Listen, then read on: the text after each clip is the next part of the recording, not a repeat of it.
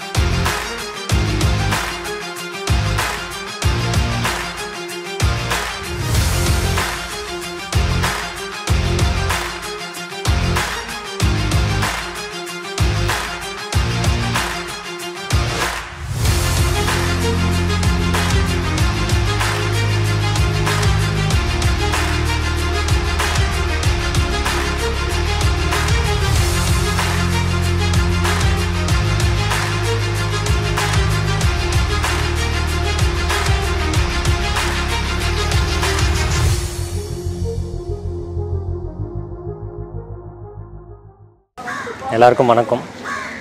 இன்றைய தினத்தில் நம்ம பாகூர் கிளை மன்றம் ஓப்பன் பண்ணுறோம்.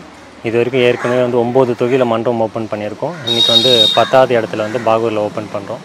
அதே போல் இன்றைக்கி சாயந்தரம் வில்லியனூரில் மன்றம் ஓப்பன் பண்ணுறோம். அதே போல் இந்த வார இறுதிக்குள் இன்னும் 3 இடத்துல மன்றம் உழவர்கரை, நெடுங்காடு மற்றும் திருநாளார் ஆகிய பகுதிகளில் மன்றம் ஓப்பன் பண்ண போகிறோம். இந்த மன்றம் ஓப்பன் பண்ணுற இது என்னென்னா, மக்களுக்கு நம்ம ஏதாவது நல்லது நடக்கணும்னு சொல்லிட்டு, ஒரு மாற்றம் வரணும்னு சொல்லிட்டு தான் நம்ம இது எல்லாமே பண்ணிகிட்டு இருக்கோம்.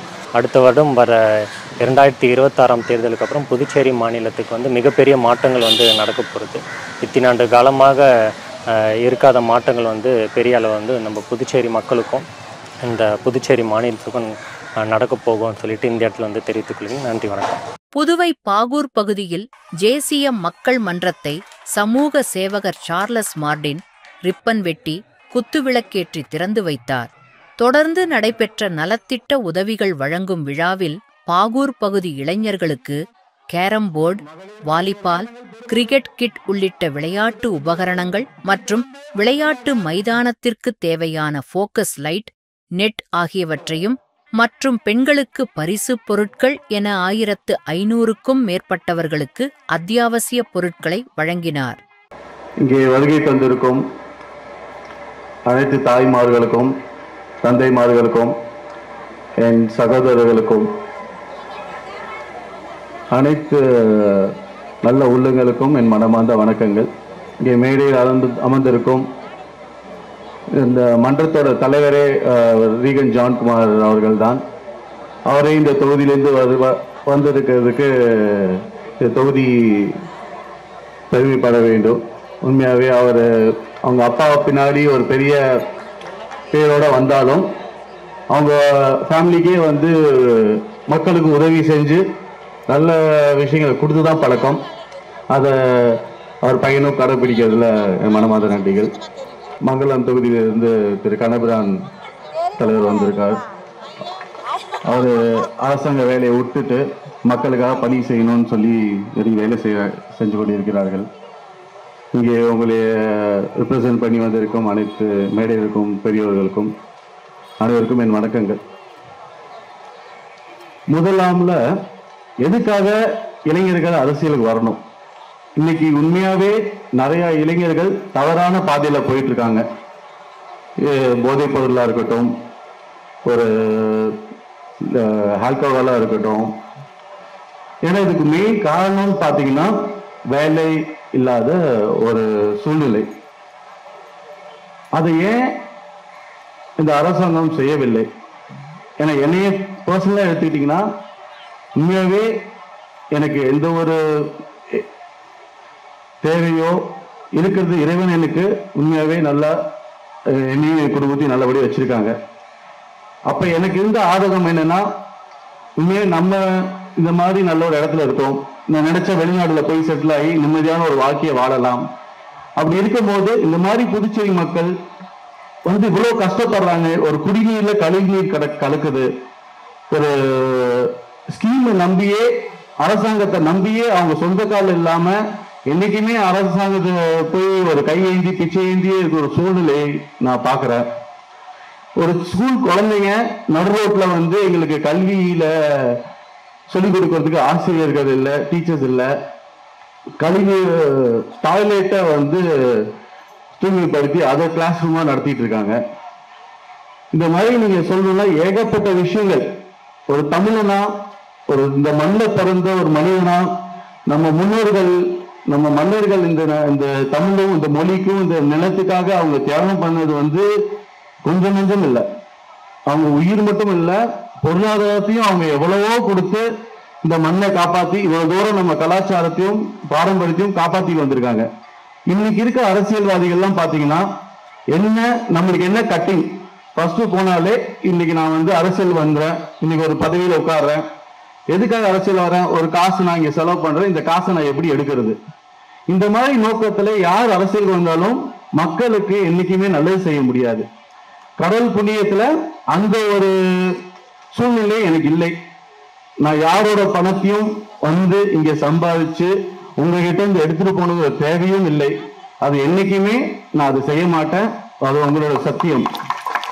இங்க அம்மன் கோயில் முன்னாடி சொல்றேன், நான் காசுக்காகவோ பணத்துக்காகவோ இந்த ஏதோ ஆசைப்பட்டு இதெல்லாம் பதவிக்காகவோ, எங்க கம்பெனி குரூப் ஆஃப் கம்பெனிஸ் எங்களை நம்பி நாங்க எங்க கம்பெனி மூலமா 15 லட்சம் மக்கள் எங்க கம்பெனி மூலியமா நல்ல நல்ல அவங்க எங்களோட வேலையாட்களாவோ எங்க கம்பெனியில எம்ப்ளாயீஸோ எங்களை டிபெண்ட் பண்ணி எங்க பிசினஸ் நம்பி இருக்கவங்களே புதுச்சேரி மக்களோட மக்கள் தொகையை விட அதிகமான மக்கள் எங்களை நம்பி கொண்டிருக்கிறார்கள். அவங்களோட வாழ்வாதாரத்தை நாங்கள் மேன்மைப்படுத்தி கொண்டே இருக்கின்றோம். அப்படி இருக்கும்போது இது பதவிக்காகவோ இங்க வந்து சம்பாதிக்கணும் ஒரு நோக்கமே இல்லை. எனக்கு என்னன்னா, நம்ம அந்த காலத்துல நம்ம பழைய ஹிஸ்டரிலாம் எடுத்து படிக்கும் போது நம்ம மன்னர்கள் ஒரு நேர்மைக்காக சொந்த பையனே ஒரு மனுநீதி சொல்லும்போது ஒரு கண்ணுக்குட்டியை அவர் தேரால ஏற்றி கொண்டுட்டாருன்னு சொல்லி ஒரு நீதி கொடுக்கணும்னு அவர் சொந்த பையனவே ஏற்றி கொண்ட நீதி படைத்த மண்ணில் இருந்து நம்ம வந்திருக்கோம். இந்த மாதிரி ஏகப்பட்ட விஷயங்கள் இருக்கு. தமிழுக்காக உயிரை கொடுத்தாங்க, தமிழுக்காக சொத்தை வித்தாங்க, தமிழுக்காக இவ்வளவு மக்களுக்காக தியாகம் செஞ்சு காப்பாத்தின ஒரு விஷயத்த இன்னைக்கு வந்து ரொம்ப ஊழலாலையும் ஒரு கரப்ஷன்ல ரொம்ப சூழ்ந்து போய் இதுக்கு மேல வந்து ஒரு நல்லவர்கள் வந்து அரசியல் வந்து இளைஞர்கள் வந்து இதை காப்பாத்தலைன்னா அடுத்த தலைமுறைகளுக்கு வந்து இது ரொம்ப பெரிய ஒரு பாதிப்பா ஆயிடும். இதை வந்து நம்ம எவ்வளவு சீக்கிரம் முன்னெடுத்து இளைஞர்கள்லாம் தைரியமா அரசியலுக்கு வந்து எவ்வளவு எதிர்ப்பு வந்தாலும் அதை எதிர்நீச்சலை போட்டு அதை சமாளிச்சு நம்மளால முடிஞ்ச விஷயத்த மக்களுக்கும் புதுச்சேரி மக்களுக்கும் இங்க இருக்க அனைத்து ஜீவராசிகளுக்கும் நம்மளால முடிஞ்ச உதவி என்ன செய்ய முடியும். இங்க ஒரு பிரெஞ்சு லேடி இருக்காங்க, அவங்க பாத்தீங்கன்னா இங்க இருக்கிற ஒரு 100 நாய்க்கள் அவங்களுக்கு தேவைங்கிறது, அவங்களுக்கு சாப்பாடு கூட வசதி இல்லாம ரொம்ப கஷ்டப்படுறாங்க. அப்படி இருந்து ஒரு 100 நாயை கொண்டு வந்து அவங்க இடத்துல வச்சு அதுக்கு சாப்பாடு போட்டு வளர்த்திட்டு இருக்காங்க. அவங்க அம்மா ஆபரேஷனுக்காக இல்ல பிரான்ஸ் போய் அவங்க அதை நடத்த முடியாம இருக்க சூழ்நிலை நான் அதை பார்க்க போனேன். அன்னைக்கு போய் அதுக்கு போய் உதவி செஞ்சுட்டு வந்தோம். அப்போ அதான் நினைச்சோம், ஒரு பிரெஞ்சு லேடி அவங்களுக்கு இந்த மண்ணு மேலேயும் இங்க இருக்கிற ஒரு விலங்கு மேலேயும் இவ்வளவு ஆர்வம் இருக்கு. இங்கே பிறந்த இந்த மண்ணிலே பிறந்தவங்களுக்கு ஏன் அது விட்டு போச்சு? இந்த காசு பணங்கிற ஒரே நோக்கத்துல வந்து எல்லாருமே அவங்களோட இனமும் மதத்தையும் அவங்களோட வரலாறையே மறந்துட்டு ஏதோ ஒரு அரசியல் நோக்கத்துக்காகவும் பதவிக்காகவும் இவங்க பண்றது வந்து இன்னைக்கு சரியில்லை. இதெல்லாம் எதிர்கொண்டிருக்கிறதாக வந்திருக்கோம். எந்த பிரச்சனை வந்தாலும் எதிர்கொண்டு சாதிச்சுட்டு தான் இங்கிருந்து போவோம். அப்படி இருக்கும்போது உங்களோட அன்பும் ஆதரவும் என்னைக்குமே தேவை. ஏன்னா பிசினஸ் மேனுக்கு எப்பவுமே ஒரு பணம் இருக்கும், எல்லாமே இருக்கும். பட் என்னன்னா டைம் தான் ரொம்ப இம்பார்ட்டன்ட். அந்த மாதிரி ஒரு நேரத்தை வந்து எந்த ஒரு தொழிலதிபருமே வீணாக்க மாட்டாங்க. ஏன்னா அது எல்லாமே வந்து ஒரு ப்ராஃபிட்டா தான் பார்ப்பாங்க. அப்படி இருக்க நிலைமையிலும் நான் என்னோட நேரத்தை ஃபுல்லா மக்களுக்காக ஒதுக்கி நான் இங்க வந்து என்னோட லாபத்தெல்லாம் விட்டுட்டு நான் ஃபுல்லா வந்து அரசியல் இறங்கி உங்களுக்காக நான் சேவை செய்யறதுக்காக வந்திருக்கேன். உங்களோட அன்பும் ஆதரவும் என்னைக்குமே இருந்தால் நான் கண்டிப்பா புதுச்சேரி சிங்கப்பூரா மாத்தி காட்டுவேன். இது சத்தியம். நன்றி, வணக்கம். வில்லியனூரில் ஜேசிஎம் மக்கள் மன்றம் திறக்கப்பட்டது. சமூக சேவகர் சார்லஸ் மார்டின் மக்கள் மன்றத்தை திறந்து வைத்து பல்வேறு நலத்திட்ட உதவிகளை வழங்கினார். இந்த நிகழ்ச்சியில் 2000க்கும் மேற்பட்டவர்களுக்கு வேட்டிகள், சேலைகள், இனிப்புகளை சமூக சேவகர் சார்லஸ் மார்டின் வழங்கினார். முன்னதாக வாகனத்தில் அணி திரண்ட ஜேசிஎம் மக்கள் மன்றத்தினர் சமூக சேவகர் சார்லஸ் மார்டினுக்கு ராட்சத மாலை அணிவித்து சிறப்பான வரவேற்பு அளித்தனர்.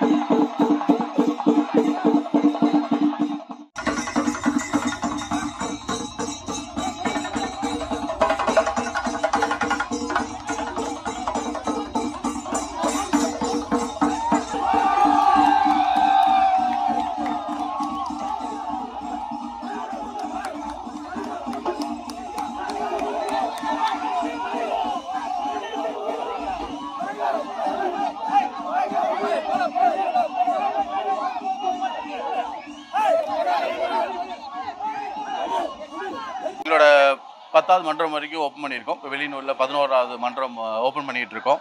இது வரைக்கும் 30,000 பேர் மெம்பர்ஸாக ஜாயின் பண்ணியிருக்காங்க. இது போக லாஸ்ட் டைம் சொன்ன மாதிரி எல்லா தொகுதியிலையும் 30 தொகுதியிலையும் மன்ற வேலைகள் தீவிரமாக நடந்துகிட்ருக்கு. மக்களோட ஆதரவும் நல்ல திருப்தியாக இருக்குது. இது இவங்க கொடுக்குற உற்சாகத்து மூலிமா கண்டிப்பாக நம்மளால் முடிஞ்ச நல்ல உதவிகளை செய்யறதுக்கு பிளான் பண்ணிகிட்டு இருக்கோம். அது இன்னும் விரைவில் நடக்கும்போது நான் கண்டிப்பாக சொல்கிறேன். ஃபர்ஸ்ட் நாங்கள் மன்றத்தை ஓப்பன் பண்ணிட்டு இருக்கோம். மன்ற வேலையை முடிச்சோன்னா அது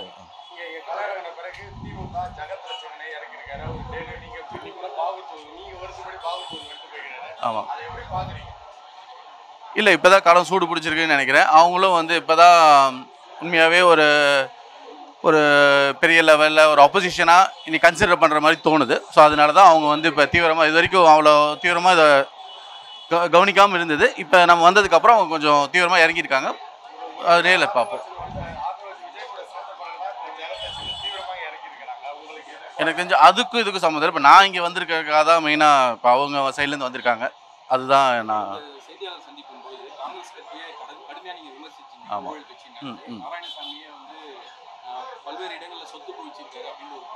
ஆமாம் ஆமாம் ஒரு ஸ்டாம்ப் பேப்பர்ல கையெழுத்து போடுறேன், அவர் சொத்தை நீங்க எங்க வேணாலும் எடுத்துங்க, உங்களோட சொத்தை பாதி முழுசா அவர் கொடுத்துருங்க ஆமா சவால் இருக்கு. ஆமா உங்க மேல பல்வேறு முறைகேடுகளும் அவர் சொல்லியிருக்காரு. இல்லை, அவர் சவால் விடுறது வந்து அது என்னோட சொத்தே இல்லை, அது எங்கள் அப்பாவோட சொத்து. இது வந்து தாத்தா சொத்து இல்லை, அடுத்த ஜென்ரேஷன் வர்றதுக்கு இது எங்கள் அப்பா கஷ்டப்பட்டு சம்பாரித்து உழைச்சி அவர் சேர்த்து வச்ச சொத்து. இதை எனக்கே உரிமை இல்லை, அதை போய் அவங்க அப்பாட்ட கேட்குறக்கு. அவர் வந்து உரிமையோடு கேட்குறதுக்கு பார்த்தா இவர் இப்படி தான் மற்ற தொழிலதிபர் வந்தாலே இந்த மாதிரி அவர் கேட்டு கேட்டு பழகி போன ஒரு பழக்க தோஷத்தில் அப்படி யதார்த்தமாக கேட்டிருப்பாரு.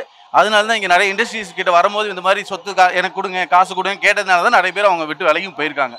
அதனால தான் இன்றைக்கி இவ்வளோ அவர் சிஎம்மாக இருக்கும்போது இந்த மாதிரி இவ்வளோ டெவலப்மெண்ட் எதுவுமே இல்லாமல் போனதுக்கு ஒரு மெயின் காரணமாக இருக்கும்.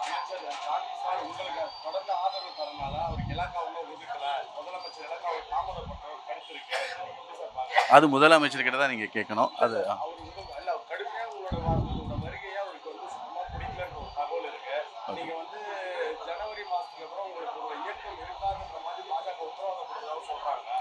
அதெல்லாம் நம்ம இறங்கிட்டோம், வேலை செஞ்சுருக்கோம். நீங்கள் இவ்வளோ மக்களுக்கு எப்படி பதில் சொல்லுவீங்க? அவங்க இவ்வளோ மக்களுக்கு வந்து ஆதரவு தெரிவிக்கும் போது நம்ம எப்படி விட்டு போக முடியும்? இது வந்து ஒரு காமெடியாக தான் தெரியுது, ஒரு ஜோக்காக தான் எடுத்துக்கோம். திமுகவும் சரி திமுகவும் சரி காங்கிரஸும் சரி தொடர்ச்சியாக உங்களை வந்து பிஜேபியோட பி டீம் தான் சொல்லிட்டு இருக்காங்க. ஆமாம், அதுக்கேற்ற மாதிரி நீங்கள் பிஜேபியை விமர்சனம் பண்ணி பெருசாக எதுவும் பேச மாட்டீங்க, பேட்டி கொடுக்க மாட்டீங்க.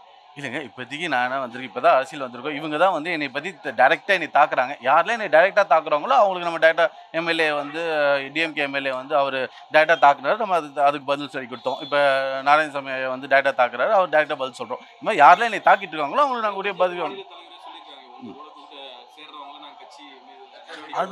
அது அவரோட கட்சியிலேருந்து அவங்க அந்த நடவடிக்கை தான் எடுக்க முடியும். அவங்களோட விருப்பம், அது அவங்களோட கட்சிக்குன்னு ஒரு பாலிசி இருக்கும். அதை யார் மீறாங்களோ அந்த கடமையை அவங்க செஞ்சு தானே ஆகணும். இல்லை அப்படின்னு நீங்கள் சொல்கிறீங்க, அதை நீங்கள் பார்ப்பீங்க விரைவு காலத்தில். இப்போ நம்ம 30 தொகுதியில் வந்து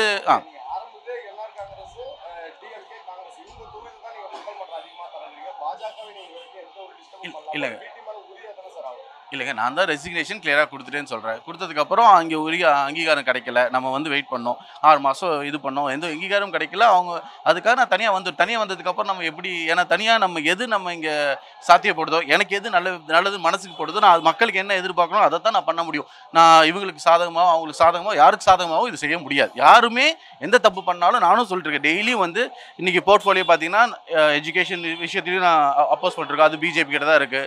இது இண்டஸ்ட்ரீஸ் பற்றியும் நான் அப்போஸ் பண்ணுறேன், அது பிஜேபி கிட்ட தான் இருக்குது. லா அண்ட் ஆர்டரும் அப்போஸ் பண்ணுறோம், அது பிஜேபி கிட்ட தான். இந்த மாதிரி நான் அப்போஸ் பண்ணுற எல்லா டிபார்ட்மெண்ட்ஸும் பிஜேபி தான். அதுக்கு நான் வந்து அப்போஸ் பண்ணலேன்னு நீங்கள் சொல்லவும் முடியாது.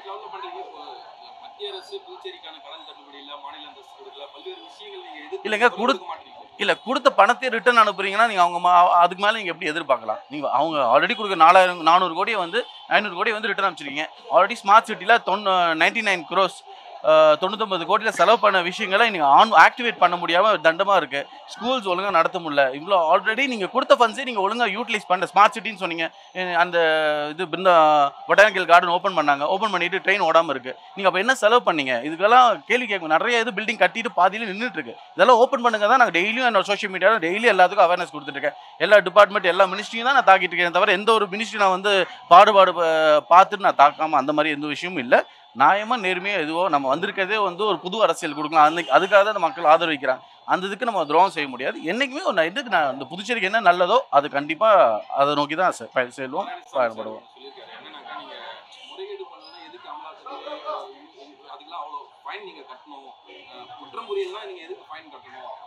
இது ஃபைன் மாதிரி நான் கட்டினது இல்லைங்க. அது வந்து அவங்க டாக்ஸ் லைபிலிட்டிஸ் இருந்தது. அது வந்து அது வந்து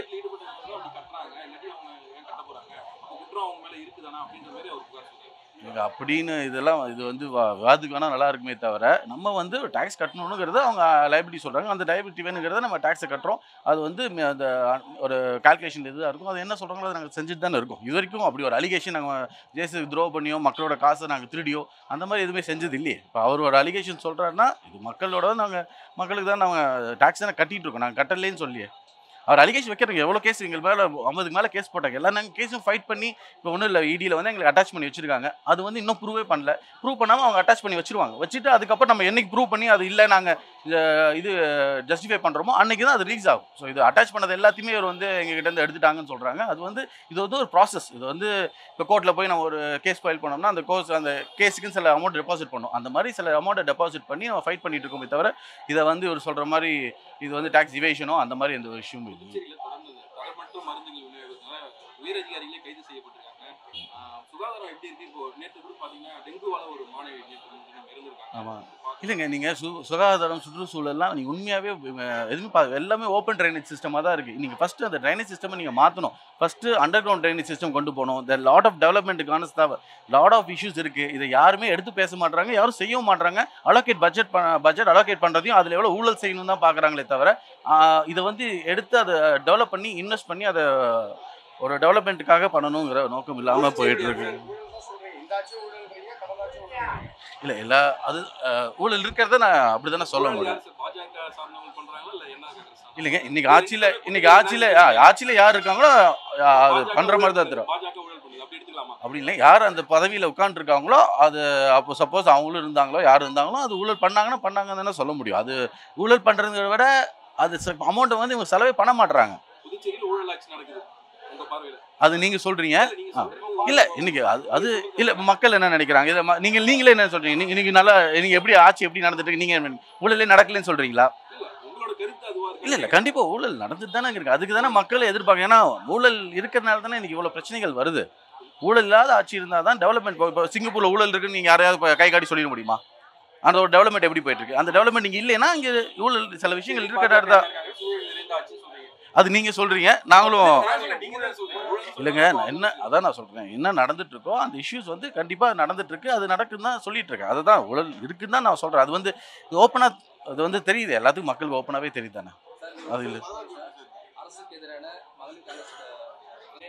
இல்லைங்க, அவங்க தான் இன்டர்வியூ கொடுக்குறதே, அவங்க தான் இன்டர்வியூ கொடுக்குறாங்க. இன்டர்வியூ கொடுக்கும் போது தான் அது இப்போ நான் வந்து இன்டர்வியூ கொடுத்துட்டு என்னை வந்து நீங்கள் மிஸ்யூஸ் பண்ணுறீங்க நான் எப்படி வந்து கிளைம் பண்ண முடியும்? அவங்க கொடுக்குறாங்க, அது அவங்கவுங்க போகிறோம்.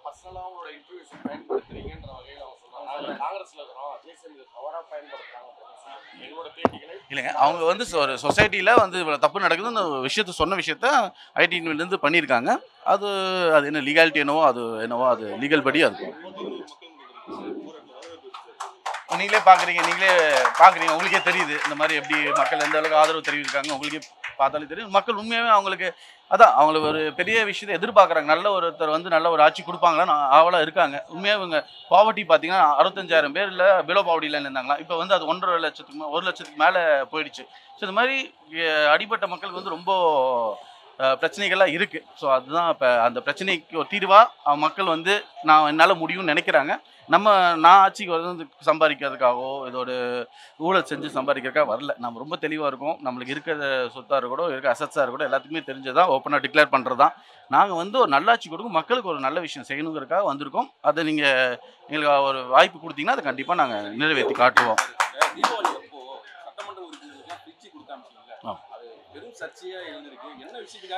இல்லைங்க, ஒரு தீபாவளிங்க ஒரு கிஃப்ட் தான் ஒரு கான்செப்ட். கிஃப்ட்டுங்கிறது அது எல்லாத்துக்கும் பொதுவாக கொடுக்கறது. இதை வந்து ஒரு கான்ட்ரவர்சியாக ஆக்கணும்னா அது யார் வேணால் என்ன வேணால் ஆக்கலாங்க. அது வந்து இது இதில் கான்ட்ரவர்சி ஒன்றும் இல்லை. நம்ம விருப்பப்பட்டு ஒரு இதுக்கு வரோம், ஆளுங்கட்சியாக இருக்கட்டும் எதிர்கட்சியாக இருக்கட்டும், இதில் தான் ஒரு மனிதனோட ஒரு விஷயம் எப்படின்னு தெரியும். இது வந்து பாலிடிக்ஸ் வேறு, பர்சனலாக அட்டாக் பண்ணுறது.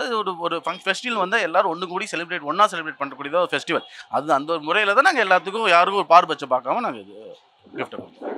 தேங்க்யூ. புதுவை திருபுவனை தொகுதிக்குட்பட்ட பாளையம் பகுதியில் எம்எல்ஏ அங்காளன் மற்றும் தேசிய மக்கள் மன்றத்தினர் இணைந்து தூய்மை பணியில் ஈடுபட்டனர். திருபுவனை பாளையம் பகுதியில் உள்ள விஐபி நகர் மற்றும் அரசு பள்ளி ஐயனாரப்பன் கோவில் வீதி இருபுறமும் குப்பை மற்றும் செடிகொடிகள் புதர் மண்டி இருப்பதை அகற்ற வேண்டும் என மக்கள் கோரிக்கை விடுத்தனர். இந்நிலையில் மக்களின் கோரிக்கையை அடுத்து ஜேசிபி இயந்திரத்தை கொண்டு எம்எல்ஏ அங்காளன் தேசிய மக்கள் மன்ற உதவியுடன் உடனடியாக சுத்தம் செய்யும் பணிகளை மேற்கொண்டார். இதனால் குறித்த பகுதி சுத்தமாகி மக்கள் அச்சமின்றி நடமாடும் சூழல் உருவாகியது. அப்பகுதி மக்கள் அனைவரும் தேசிய மக்கள் மன்றத்திற்கும் எம்எல்ஏ அங்காளன் அவர்களுக்கும் நன்றியை தெரிவித்துக் கொண்டனர். அரும்பார்த்தபுரம் பைபாஸில் குப்பை கொட்டுவதை படம் பிடித்து அனுப்பினால் ரூபாய் 2000 சன்மானம் வழங்கப்படும் என உழவர்கரை நகராட்சி அதிரடி அறிவித்துள்ளது. இது குறித்து உழவர்கரை நகராட்சி ஆணையர் சுரேஷ்ராஜ் வெளியிட்டுள்ள அறிக்கையில், அரும்பார்த்தபுரம் புறவழிச்சாலையில் குப்பைகள், கழிவுகள் கொட்டப்படுவதை தொடர்ந்து உள்ளாட்சித்துறை உத்தரவின் பேரில் உழவர்கரை நகராட்சி தூய்மை பணியில் ஈடுபட்டது. கிரீன் வாரியர் நிறுவனம் மூலம் குப்பைகள் அகற்றி கட்டட கழிவுகள் சமன் செய்யப்பட்டது. அப்பகுதியில் குப்பைகள் கொட்டினால் அபராதம் விதிக்கப்படும் என எச்சரிக்கை பலகை வைக்கப்பட்டுள்ளது. இருப்பினும் அப்பகுதியில் வாகனங்கள் மூலம் குப்பைகள் கொட்டப்படுவதாக புகார் வந்துள்ளதால் உடனடியாக அவை சுத்தம் செய்யப்பட்டது. குப்பைகள் கொட்டுவதை தவிர்க்கவும் அபராதம் விதிக்கவும் நகராட்சி ஊழியர்கள் அடங்கிய குழுக்கள் அப்பகுதியில் கண்காணிப்பு பணியில் ஈடுபட்டுள்ளனர். மேலும் அரும்பார்த்தபுரம் புறவழிச்சாலையில் குப்பை கழிவுகளை கொட்டும் வாகனங்களின் விவரங்களை புகைப்படம் எடுத்து நகராட்சியின் வாட்ஸ்அப் எண்ணில் தகவல் தெரிவிப்போருக்கு 2000 ரூபாய் சன்மானம் வழங்கப்படும் என குறிப்பிடப்பட்டுள்ளது. கால் சென்டர் மற்றும் தவறாக பயன்படுத்தப்படும் இணையதள மொபைல் ஆப்கள் தொடர்பாக சைபர் கிரைம் எஸ்பி ஸ்ருதி எச்சரிக்கை விடுத்துள்ளார். இது தொடர்பாக அவர் வெளியிட்டுள்ள செய்திக்குறிப்பில், பிபிஓ மற்றும் கால் சென்டர் நடத்துபவர்கள் மத்திய மாநில அரசிடமிருந்து முறையான அனுமதி பெறுவது கட்டாயம். மத்திய தொலைத்தொடர்பு துறையிடம் முறையான அனுமதி பெற்ற பிறகே தங்கள் சேவையை தொடர வேண்டும். அவ்வாறு அனுமதி பெறாதவர்கள் உடனடியாக மத்திய மாநில அரசிடமிருந்து உரிய அனுமதி பெற வேண்டும். மீறும் பட்சத்தில் அவர்கள் மீது சட்டப்படி கடும் நடவடிக்கை எடுக்கப்படும். மேலும் இணையதள மற்றும் மொபைல் ஆப்களை உருவாக்கி சைபர் குற்றங்களில் ஈடுபட்டாலும், வெளிநாடுகளில் இருப்பவர்களுக்கு சைபர் குற்றம் புரிவதற்கு உருவாக்கி கொடுத்தாலும் சட்டப்படி குற்றமாகும். அதனால் அந்த ஆப் மற்றும் இணையதளம் உருவாக்கி கொடுப்பவர்கள் மீது சட்டப்படி நடவடிக்கை எடுக்கப்படும் என குறிப்பிடப்பட்டுள்ளது. இந்திய ஜனநாயக வாலிபர் சங்கத்தின் 17வது மாநில மாநாட்டில் அரசு துறைகளில் காலி பணியிடங்களை நிரப்ப வேண்டும் உட்பட பல தீர்மானங்கள் நிறைவேற்றப்பட்டன. இந்திய ஜனநாயக வாலிபர் சங்கத்தின் 17வது மாநில மாநாடு குயவர்பாளையத்தில் நடந்தது. மாநாட்டையொட்டி சாரம் அவைத்திடல் ஜீவா சிலையிலிருந்து இளைஞர்கள் ஊர்வலம் தொடங்கியது. போதைக்கு எதிரான போராட்ட சுடர் கொடியை முன்னாள் மாநில தலைவர் சரவணன் தர மாநில குழு உறுப்பினர்கள் அஜித்குமார், ஜெயபிரகாஷ் பெற்றுக் கொண்டனர். அங்கிருந்து சுடர் கொடி ஊர்வலம் நடந்தது. மத்திய குழு உறுப்பினர் ஆனந்த் கொடியேற்றினார். மாநாட்டுக்கு மாநில தலைவர் கவுன்சிகன் தலைமை தாங்கினார். விண்ணரசன், கவியரசன், வினோத்குமார், சிந்து, ஸ்ரீதர் முன்னிலை வகித்தனர். ஜெயராஜ் அஞ்சலி தீர்மானம் வாசித்தார்.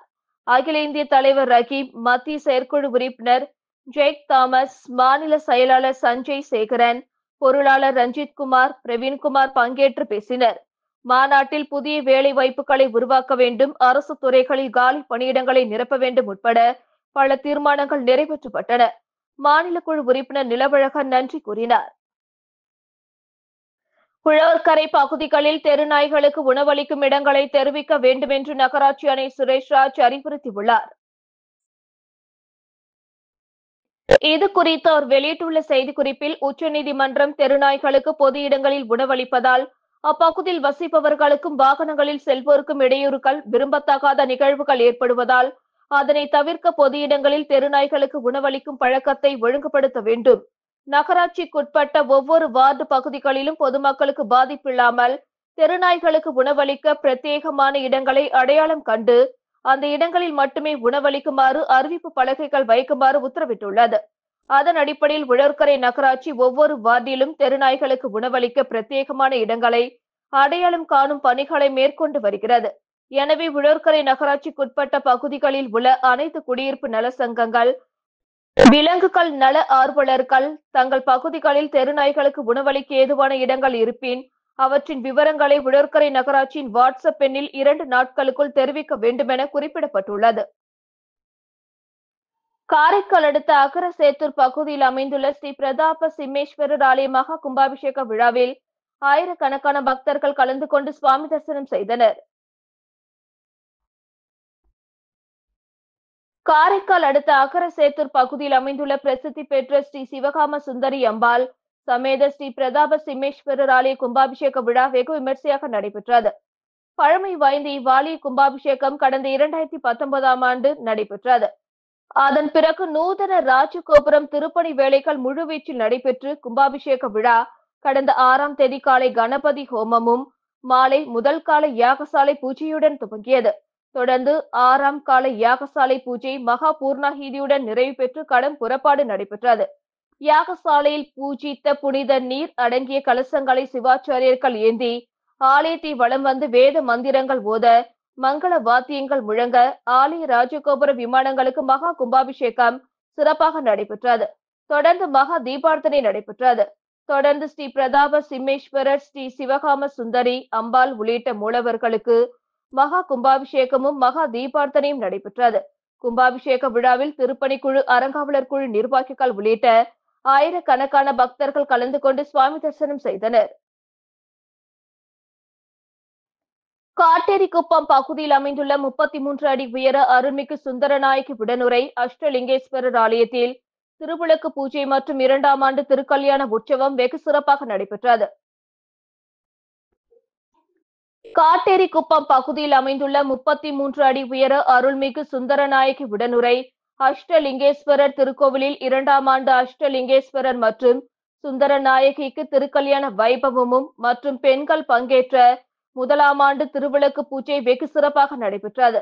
முன்னதாக மாலை வேள்வி வழிபாட்டு பூஜையும், அதனைத் தொடர்ந்து பெண்கள் பங்கேற்ற 108 திருவிளக்கு பூஜை வெகு சிறப்பான முறையில் நடைபெற்றது. இதில் 100க்கும் மேற்பட்ட பெண்கள் கலந்து கொண்டு திருவிளக்கு பூஜை செய்து வழிபட்டனர். உலக நன்மை, குடும்ப நல மற்றும் இல்லத்தில் மங்கள காரியங்கள் நடப்பதற்காக இந்த பூஜை செய்யப்படுகிறது என்பது குறிப்பிடத்தக்கது.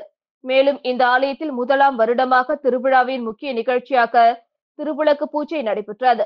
முன்னதாக அம்மனுக்கு சிறப்பு அபிஷேக ஆராதனை நடந்தது. தொடர்ந்து ஆலயத்தில் உள்ள அஷ்டலிங்கங்களுக்கும் அலங்காரங்கள் செய்து பூஜைகள் செய்யப்பட்டது. தொடர்ந்து சுந்தரநாயகி, அஷ்ட பைரவர், நவக்கிரக விநாயகர், முருகப்பெருமான், வள்ளி தெய்வானை ஆகிய சுவாமிகளுக்கு அலங்காரங்கள் செய்து தீபார்த்தனை காண்பிக்கப்பட்டது. இதில் பக்தர்கள் திரளானோர் கலந்து கொண்டு சுவாமி தரிசனம் செய்தனர். புதுச்சேரி அனைத்து கிராம பஞ்சாயத்து ஊழியர்கள் சங்கம் சார்பில் பணி நிரந்தரம் மற்றும் 33 மாத 7வது ஊதியக்குழு நிலுவைத் தொகை வழங்க வலியுறுத்தி கண்டன ஆர்ப்பாட்டம் நடைபெற்றது.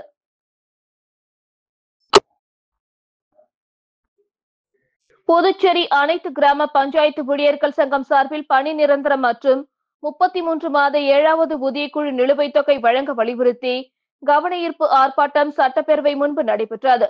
ஆர்ப்பாட்டத்திற்கு சங்க தலைவர் காத்தவராயன் தலைமை தாங்கினார்.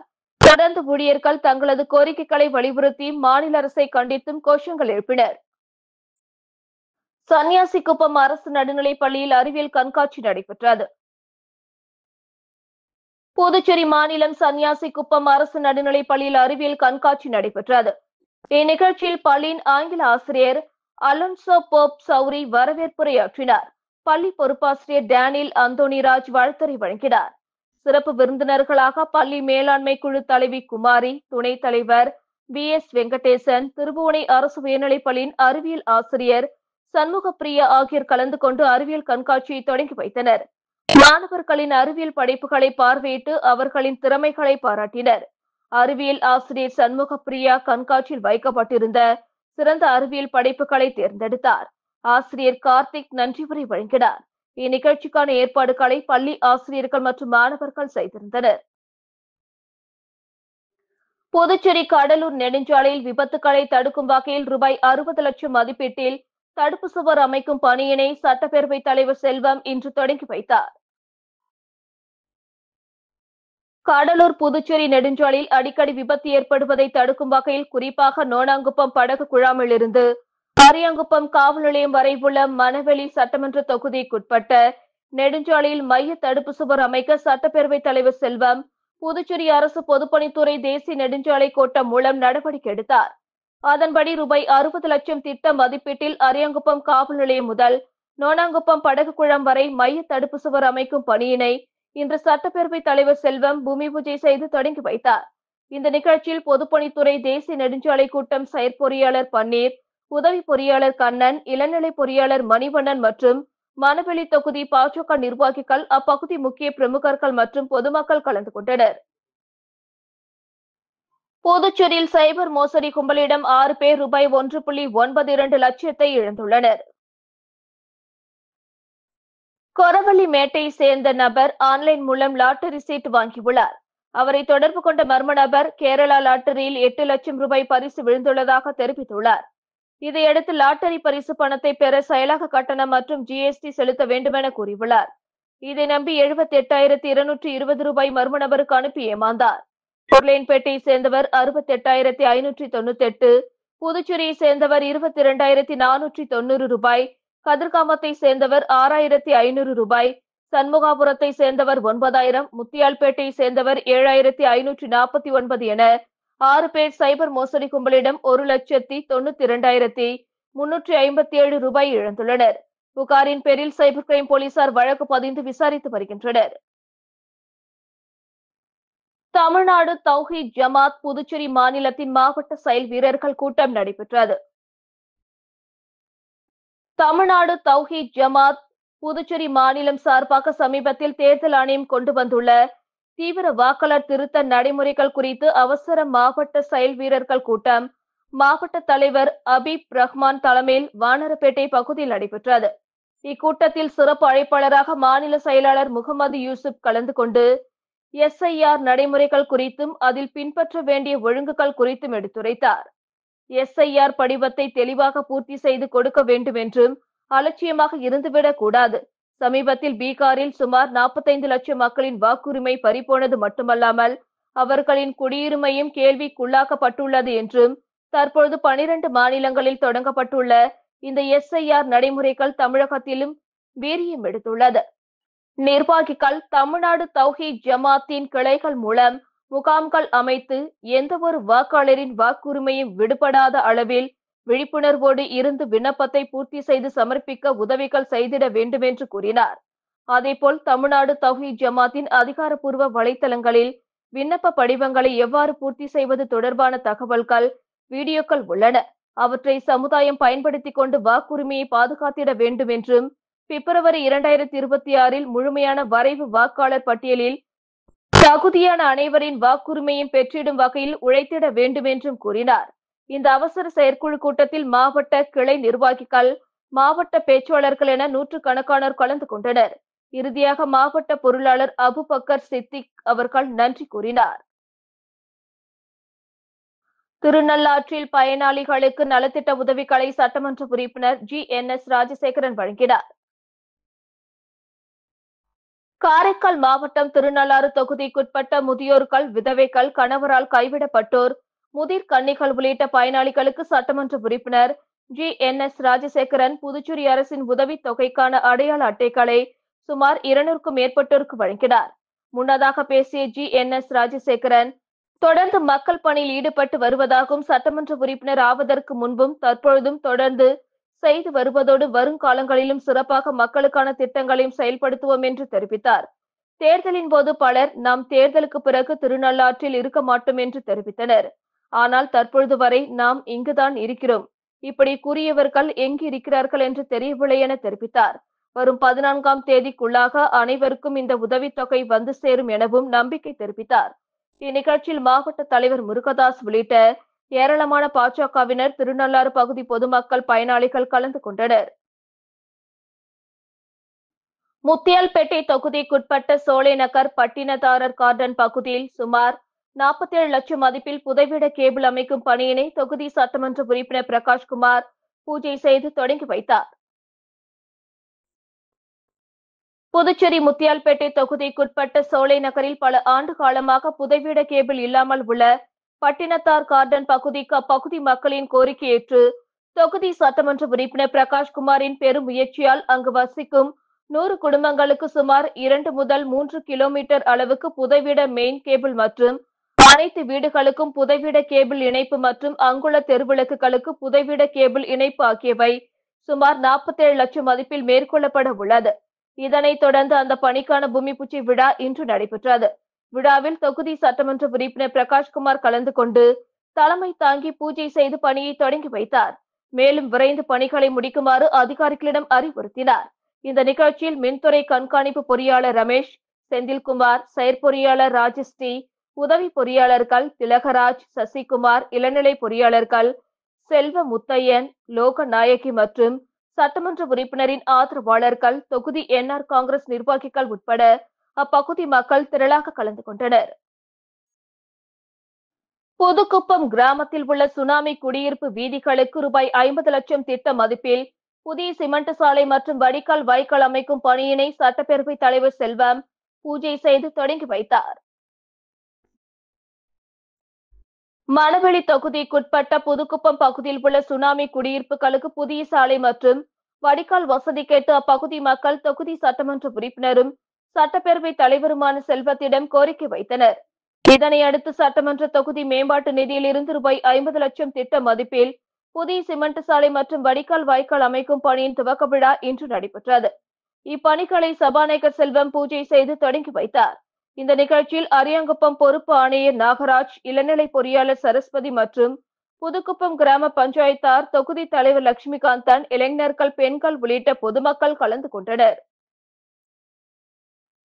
பூர்த்தி செய்த வாக்காளர் திருத்த படிவங்கள் இன்று முதல் மீண்டும் வீடு வீடாக பெறப்படுகிறது. புதுவை யூனியன் பிரதேசத்தில் சிறப்பு தீவிர வாக்காளர் திருத்த பணி கடந்த 4ஆம் தேதி தொடங்கி டிசம்பர் 4 வரை நடக்கிறது. வீடு வீடாக சென்று சிறப்பு தீவிர திருத்தம் தொடர்பான கணக்கெடுப்பு படிவத்தை தேர்தல் துறை அதிகாரிகள் தந்தனர். புதுவை தமிழக தலைமை தேர்தல் அலுவலக இணையதளத்தில் இதற்காக கடந்த 2002ஆம் ஆண்டு ஆவணங்கள் பதிவேற்றம் செய்யப்பட்டுள்ளது. இதை பயன்படுத்தி பழைய தகவல்களை பெற முடியும். வயது மூத்தோர், உதவி தேவைப்படும் வாக்காளர்களுக்கு உதவ தன்னார்வலர்களும் இப்பணிகளில் ஈடுபடுத்தப்பட்டுள்ளனர். படிவத்தை பூர்த்தி செய்து அளிக்கும் போது எந்த ஆவணத்தையும் தர வேண்டியதில்லை. இந்த நிலையில் பூர்த்தி செய்யப்பட்ட வாக்காளர் படிவங்கள் இன்று முதல் வீடு வீடாக சென்று பெறப்படுகிறது. இது குறித்து தேர்தல் துறை அதிகாரிகள் கூறியதாவது: புதுவையில் 10.21 லட்சம் வாக்காளர்கள் உள்ளனர்.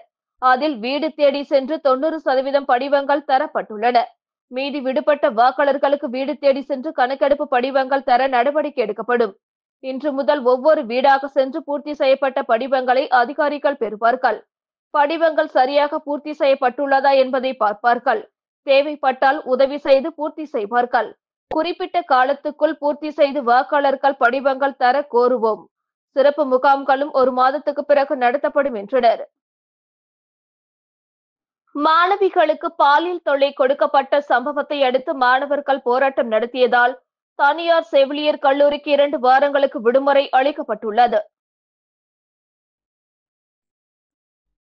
கணபதி செட்டிக்குளத்தில் தனியார் மருத்துவக் கல்லூரி மற்றும் மருத்துவமனையின் செவிலியர் கல்லூரியில் பயிலும் மாணவிகள் மருத்துவமனையில் பயிற்சிக்காக சென்றபோது அங்கு எக்ஸ்ரே பிரிவில் டெக்னீஷியனாக பணிபுரியும் ஊழியர்கள் 2 பேர் சில மாணவிகளுக்கு பாலியல் தொல்லை கொடுத்ததாக கூறப்படுகிறது.